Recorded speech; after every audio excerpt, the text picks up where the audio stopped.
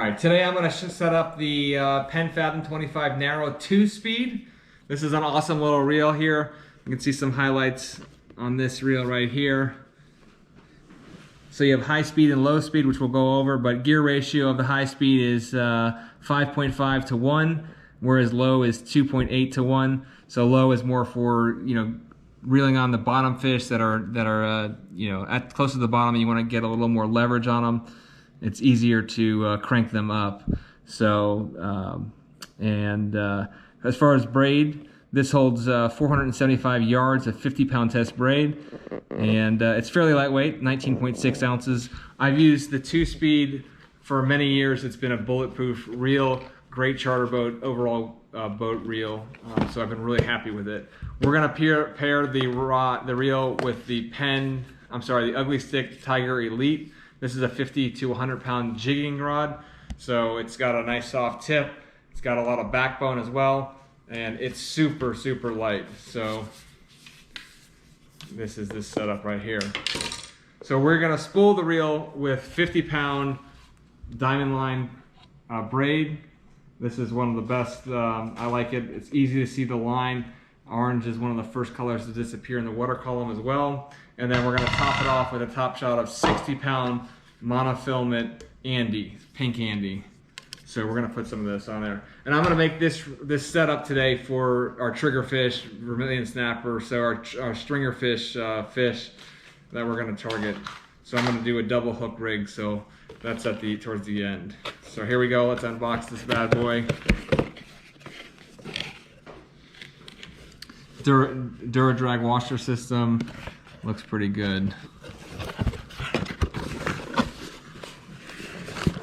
These guys have been bulletproof, and 2-speed reels are awesome. Kind of an overview of it.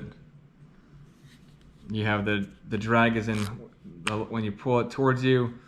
It is in free spool right there, so it can go out. When you put it into strike, it's got some sizable drag as well. So in order to adjust the strike position, here's the knob right here. This knob, you can turn it towards the rod tip to get more pressure, and you'll have more drag at strike in full. 2-speed operation is really simple. You just push this button in right here, and then it's a lot slower to reel. You can see it's going a lot slower. In order to disengage 2-speed, all you do is twist it just like that. And now it's going to go a lot faster. So pop it in 2-speed, slow. You can see the spool kind of going there. If you want to disengage, there you go. It's going a lot faster. So a lot of drag on this bad boy. It's been a great reel. So let's see here. In the box here we have the backing plate.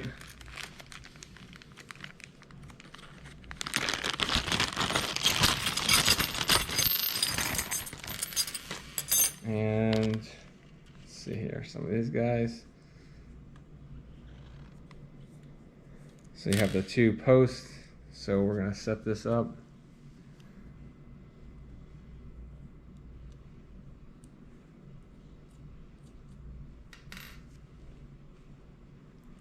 And let's see here.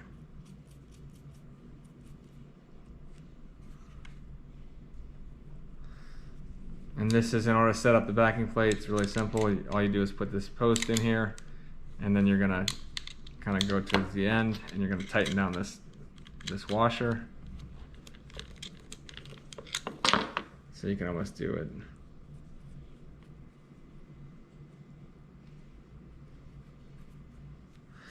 Get it pretty close. It's a nice setup, and you're going to tighten it down. So you're going to do the same thing on the other one. Just tighten this down, and while you're waiting, let me bring out the schematics. I think they show. So there's a chart here on how the reel goes together. It's going to be pretty difficult to read, but what's going to be interesting is this chart right here. where it goes over the different variations of the reel, the sizes. So they make a 15 2-speed, they make a 25. So here's the gear ratio. Here's the drag. This is important for us because we're going to use these for bottom fishing. 23 pounds of drag at strike. Full is 28 pounds, and then sunset, which is if you push it in. So I'll show you sunset in a second. So sunset is if you go to strike. There's strike right there. You can go strike. You can go full, which most of the time we're going to be using these on full. And then you'll notice there's a notch there, but you can push in the notch right there to go to sunset, which gives you that max drag setting of 33 pounds. Pretty impressive. So they also make this reel in a 30 wide, a 40 wide, and a 60 wide. But this is the 25 narrow. It's an awesome little setup. And you can see the difference there. You're pretty much getting the same full drag pressure there, 28 pounds on all these except for the 15. And then the bigger guys, the 40 and the 60, the sunset drag goes to 40, which is pretty intense. So.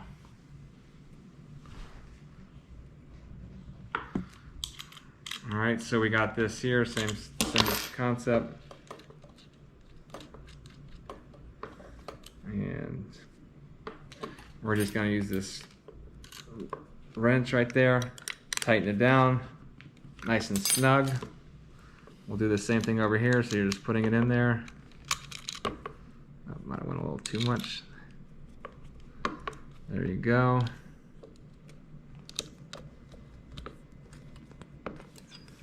And what's nice about this reel in particular is it's super lightweight.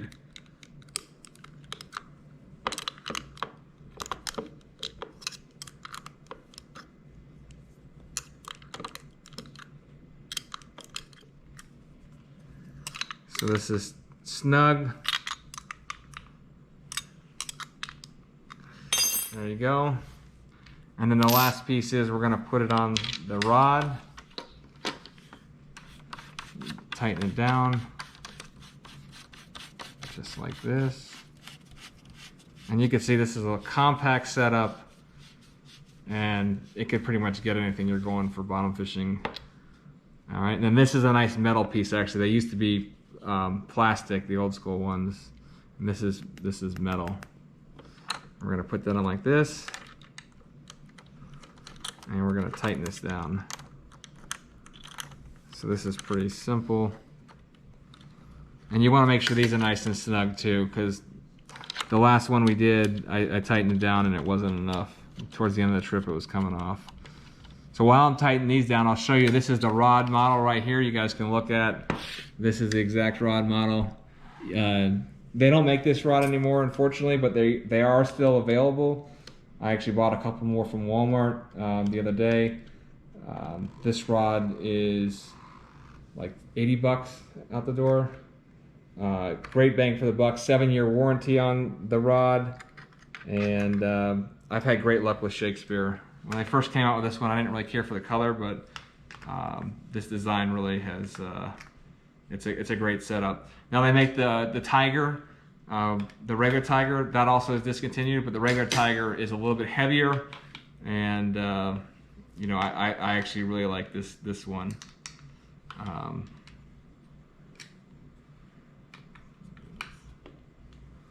There we go. Use this tool to get it in there.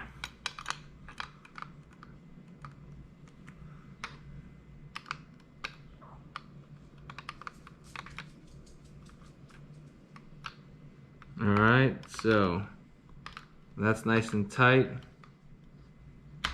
There you go, like that. I'll take off this tag. It's a cool little wrap. I mean, I don't think you can go wrong. Of course, you'd rather have a custom rod, but you know, this is a rod that you can beat up and it's pretty strong. So we're gonna go and set this up right here. I'm gonna go through. This is the diamond line. I also like Power Pro as well. I got a a little bit better of a deal on the diamond line. So I love diamond monofilament as well, but this stuff's great. Most of the reels we set up are with Braid. Okay. All right, so I'm gonna just tie the knot here. I use the simple uni knot.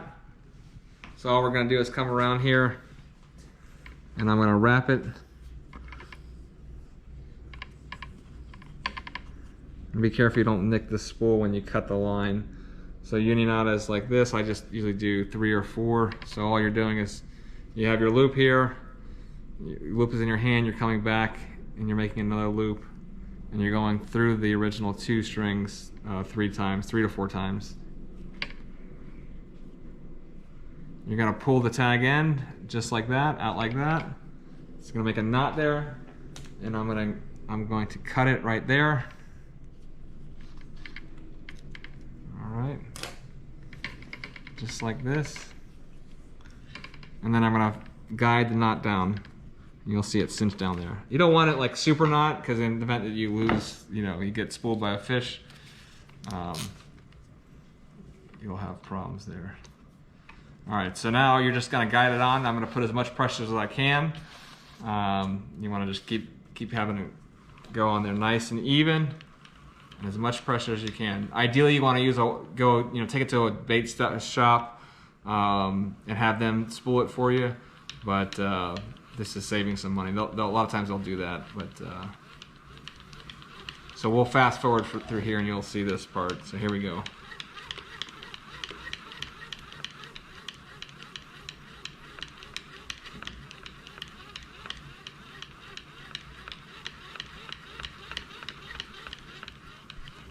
And let me show you one other cool thing about this reel.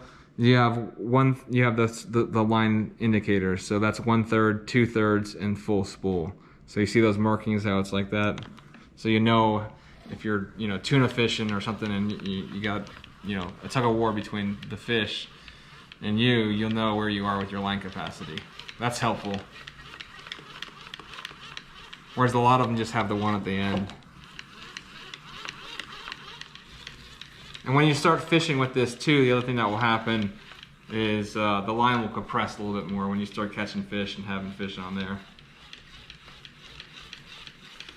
Just the drag.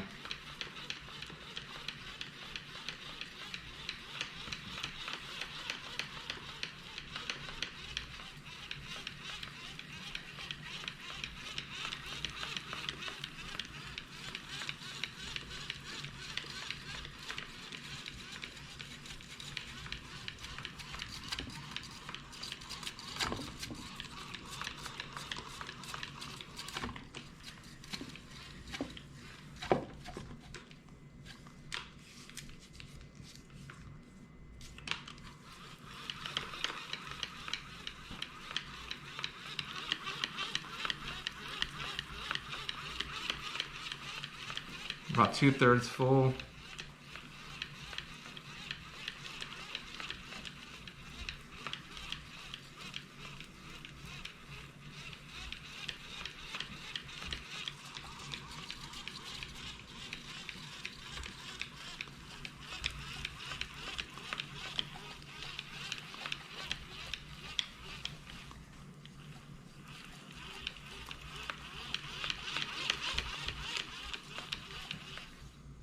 Okay, you're getting pretty full right there.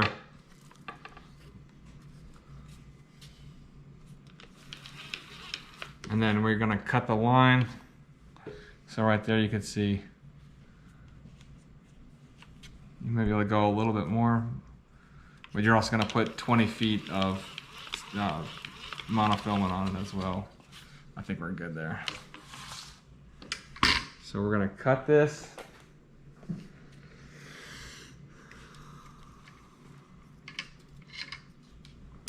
And then I'm going to show you how to tie this knot braid to monofilament. And then this will be set up for our snapper season.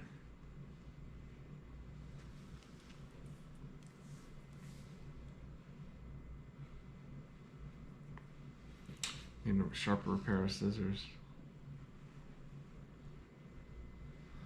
So So we're gonna come through, feed it through here.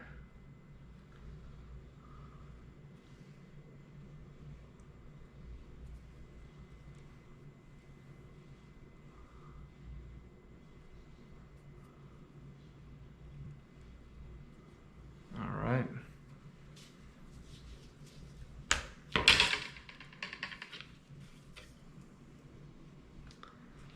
All right. Show you a simple knot. How I would tie it from braid to mono. So we got, this is 60-pound mono.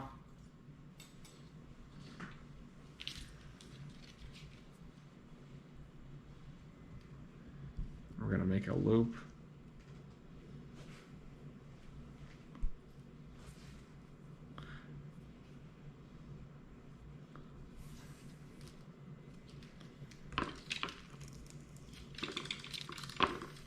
Okay. So we made a loop. We're going through with the braid.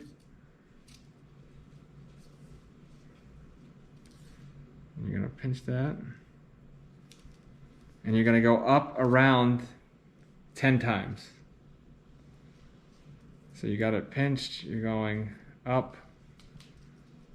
And this is a knot that's easier to tie on land. I could do it on the ocean, but that's why you have plenty of line.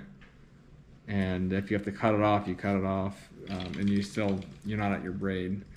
So you're going up 10 times. 1, 2, 3, nice in order, evenly.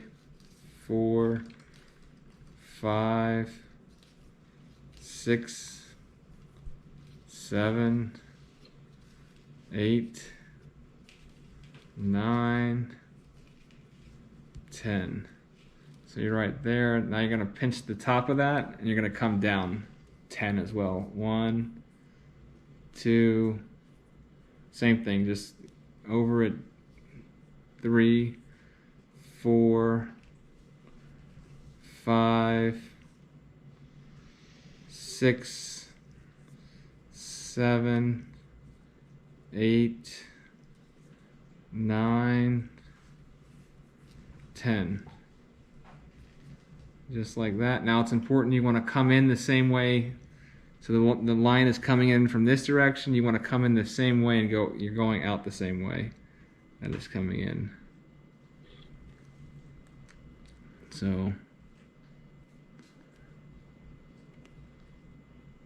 I just pushed it back because I needed a little extra space there. Not a big deal.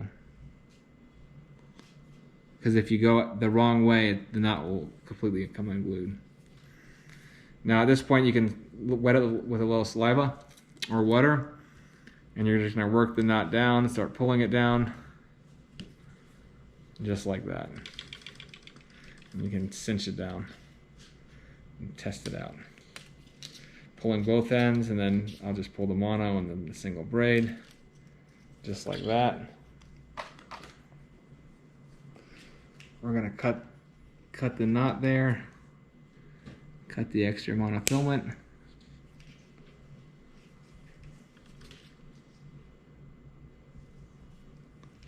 Just like that. And then you're going to cut this as close as you can go. Just like that. And then I always test it out. I'd rather break a fish off, like break the knot here, than when you have a big fish on. I've popped them before right here, and it's more of a sigh of relief knowing that it didn't happen on a fish. So you're going to put a lot of pressure on that, and that looks pretty good to me. So now at this point I'll put in another, call it 15-20 feet of monofilament. Now I'm kind of overpacking this because I know, like I said, it's going to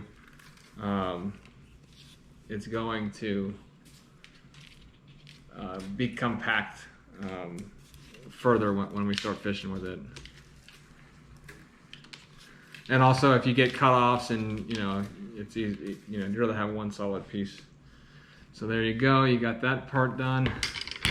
So that's about 20 feet or so of monofilament. I'm going to cut this off right here. And this gives you a little extra stretch. You always hear that braid has no stretch, which is true, and monofilament has a lot of stretch, so you'll pull more fish. So here's the end. Now I'm going to show you a simple vermilion snapper rig that I tie. It's pretty simple. I'm using a ball bearing power swivel. This is an 80-pound test. I also have a 130-pound. This is a Spool swivel. They're really cheap. They're great quality. Haven't had any issues with them. I would use 130 or this 80. The 130 is on the boat, so I wasn't able to show you. But and this 80 will work fine. And you can see how small and tiny it is. It's a little tiny hook. So first step I'm going to show you is I'm going to tie this swivel on to the main line. I'm going to use a uni knot as well. So this is a loop. We have the swivel on. We're going to pinch the end of the loop just like that. And we're going to make sure the swivel is towards the end. And we're going to take this tag end, come back around, and go through 5 times. 1. So that's all you did. There's two. You have your loop that you're pinching, and you're coming behind it, and you're gonna pinch it again there, and you're gonna go through 5 times. 1, 2, 3, 4, 5. You're gonna pull the tag in, pull it out. You can also put a little water on this, a little saliva on the knot, and just work it down. And then you'll see it will start to cinch right on itself, just like that. So there you go. So there's that. All right, so we have our swivel here, right here, and I'm going to show you how to tie a double rig for vermilion snapper, for triggerfish, and whatnot. So we like to use a double hook rig because it increases the box, the catch rate of the box. You get a lot of smaller fish, whereas someone's fishing for bigger fish. It just increases it. So what we're doing here, double hook rig, you make a loop like this, and you're gonna twist the loop. You're gonna make it just like this. This is a quick and easy system.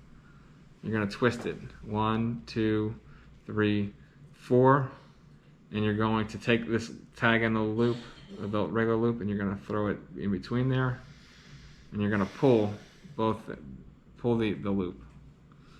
And you're going to tighten it down, work it and tighten it down. And then you're going to just tighten this down, cinch that down. Okay? And you got a beautiful loop here. And so we're going to pull some more leader out. We're going to do the same thing, make another loop, right? And we're going to do the same thing. So we have this loop, and we're going to twist it 4 times. So you made a loop. You're going to go 1, 2, 3, 4. That's all you've done on that twist. And then you're going to take this end of the loop and you're going to throw it in between these two right here. And you're going to pull it. Pull your tag end to your loop right there. Pull it, work it down. Okay, now you're going to cinch it down as well. Okay, so you're cinching down, boom, there you go. Nice and strong 60-pound test. You could do 3 as well if you want. You can do another loop, but for our purposes, 2 is usually sufficient. We're going to cut off a tag end right there, and then we're going to make another loop at the end. This is going to be where the sinker goes, and I usually do, so I make a loop, and then I do kind of a figure 8 like that, pull it down, and cinch that down. Okay, that's pretty simple. Cut off the tag end, and then we are going to tie. So we're going to tie our swivel to the leader here. And you're probably thinking, well, what about the hooks? You forgot the hooks, right? Well, that's true, but we'll get to that in a second. So we're going to do a uni knot again, make a loop, another loop. We're going to go through 4 to 6 times. 1, 2, 3, 4, 5. We're gonna pull the tag in, wet it real quick, pull it down, work that knot down, just like that. All right. You got your tag in. You can just cinch these down to make sure that we're good. See, it's nice and tight, not gonna break. You wanna cinch it down before you go fishing. So always get your nice test right there. Okay, looks good. Now, for the hooks I'm catching. These are some circle hooks. These are BMC tournament hooks. It's a 3X. I'm a big fan of XX or 3X because I've bent so many hooks I can't tell you about. This is a 2/0 bronze. So, little tiny hook. We're actually, you should be using circle hooks. Increase this catch. I'm a big fan of circle hooks, but these are 83, 86 BN. So here you go. That's what those hooks look like. And I use those same hooks for our spinning reel setup as well. That's really easy and fun to do. So hooks are really easy. We're gonna take, so we have our leader here. Here's our swivel. Here's the first loop that we created. And we're gonna pinch this loop. We're gonna pinch it just at the top, and you're gonna come in. Sometimes this is why I use 60. At least I use 60 because 80 is a little bit heavier. And all you're doing is you're going through with that loop. You're going through it, and you're going around it, and then you're pulling it tight, just like that. And you can see that's definitely a solid circle hook where that fish is gonna pick it up and it's going towards the mouth. And so we're gonna do the same thing over here. So we're at the second loop, and you can make the loops as big or small as you want. So I do some that are bigger and some that are smaller. Same deal. So you got your loop. This is the second loop, and we're going through the eye of the hook, coming around it, and then snugging it down. And then, hey, if you need to switch out a hook, you know, it's easy to do. You're not doing it. Now you have the bottom loop, right? That's the last part of this. So same deal, you have a loop, and I use a 6 to 12 ounce egg sinker, or bank sinker, like this. This is an 8 ounce, and it's got a little bit smaller of a hole up here, but all you do is take the loop, go through, same thing as the hooks, and you're gonna put it through there, and there you go. So then you got your squid, little tiny pieces of squid, little pieces of sardine or Boston mackerel I'll use on this, on each hook, and it's going straight up and down. We'll drop it all the way to the bottom, reel up 1 to 3 cranks, and it's just sitting there. Sometimes the vermilion snapper will be higher, so you can also focus on that, like if you need to reel it up a little bit more, but because sometimes they're off the bottom. But there you go, there's your setup. So pretty simple. In order to stow this, if I'm running or I'm going to the house, I'll take off the bank sinker, and I'll put the 2 circle hooks together. I'll reel this down.